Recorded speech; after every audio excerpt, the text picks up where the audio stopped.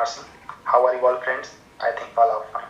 दोस्तों, आज हम बात करने वाले हैं अच्छी कर व्यवस्था की प्रमुख विशेषताओं के बारे में। आज का टॉपिक स्टार्ट करने से पहले आज का क्वेश्चन जो आपके स्क्रीन पे है, who introduce income tax in India in 1860? 1860 में भारत में इनकम टैक्स का इंट्रोड्यूस किसने किया? दोस्तों, इसका आंसर आप कमेंट सेक्शन में जाकर कमेंट कर सकते हैं। चलिए, आज का टॉपिक जो टैक्स सिस्टम कैसा होना चाहिए और इसकी क्या क्या विशेषताएं हैं, इसके बाद भी tax system should be all the cannons of taxation.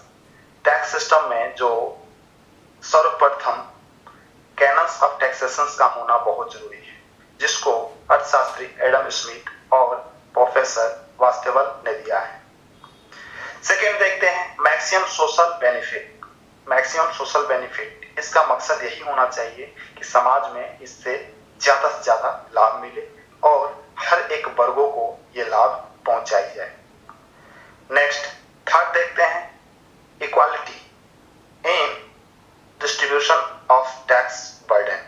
Tax burden को वितरण में समानता होनी चाहिए। सेम पेमेंट सेम टैक्स, ज्यादा पेमेंट ज्यादा टैक्स, कम पेमेंट कम टैक्स, यानी कि जो जितना कमाता है उतना उसको टैक्स पे करना चाहिए और ये इक्वालिटी होनी चाहिए। नेक्स्ट पॉइंट देखते हैं multi taxation system. Multi taxation system के अंतर्गत ये देखा जाता है कि हर एक सामग्री पर टैक्स लगना चाहिए, हर एक व्यक्ति पर भी टैक्स लगना चाहिए, जिससे कि एक पर ज्यादा बोझ ना हो, ये ज्यादा टैक्स बर्डन ना हो। दोस्तों, नेक्स्ट पॉइंट देखते हैं प्रोडक्टिविटी ऑफ टैक्स सिस्टम। कर व्यवस्था की उत्पादकता। टैक्स सिस्टम में भी बढ़ोतरी होनी बहुत जरूरी है, जिससे कि गवर्नमेंट के खजानों में ज्यादा राशि मिलेगा। ज्यादा राशि मिलेगा तो ज्यादा पब्लिक का वेलफेयर, सिक्योरिटी और उसके बारे में सोचा जा सकता है।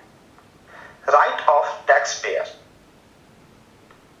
करदाता का अधिकार है कि उसको सुरक्षा प्रदान करना, करदाता जो है उनको सुरक्षा देना और जितना हो सके गवर्नमेंट की ओर से सुविधा प्रदान करना।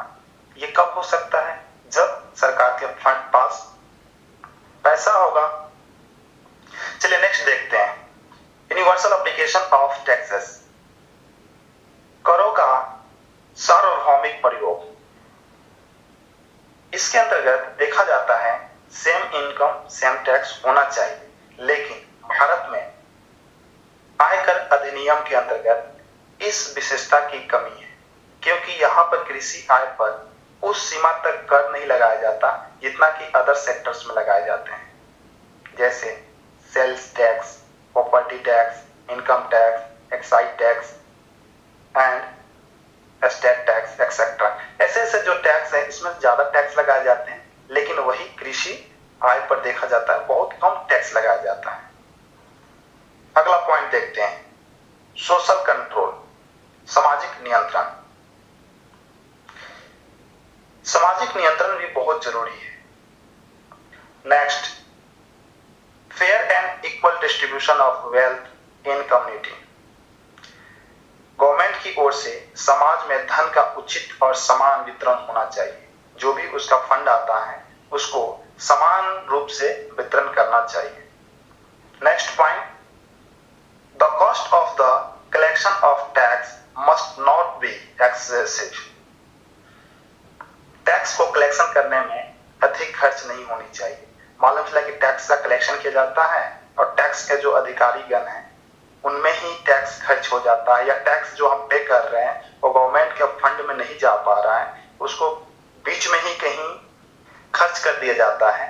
तो ये जो है टैक्स सर्टेन होनी चाहिए, जिससे कि लोगों को ये मालूम हो कि टैक्स कहाँ पे करना है, कैसे पे करना है, कब पे करना है और किस तरीके से पे करना है। नेक्स्ट पॉइंट देखते हैं सिंपल। टैक्स बिल्कुल सिंपल होना चाहिए। टैक्स हर एक लोगों को जो टैक्स पेयर हैं उनको ये मालूम होना चाहिए कि टैक्स इतना पे करते हैं तो क्यों करते हैं, इतना पे करना है तो क्यों पे करना है। बिल्कुल सरल होना चाहिए, बिल्कुल सभी को समझ में आना चाहिए कि टैक्स कब पे करना है, कैसे पे करना है। नेक्स्ट देखते हैं कन्वीनियंस। टैक्स जो है बिल्कुल सुविधाजनक होना चाहिए, टैक्स सब पे लगाना चाहिए, टैक्स अक्सर पेमेंट आने के बाद लेना चाहिए। दोस्तों, आशा करता हूं कि आप लोग अच्छी कर व्यवस्था की प्रमुख विशेषताओं के बारे में समझे होंगे, कुछ नया सीखे होंगे। अगर आपको कोई डाउट है तो आप कमेंट सेक्शन में कमेंट कर सकते हैं। Thanks for watching video.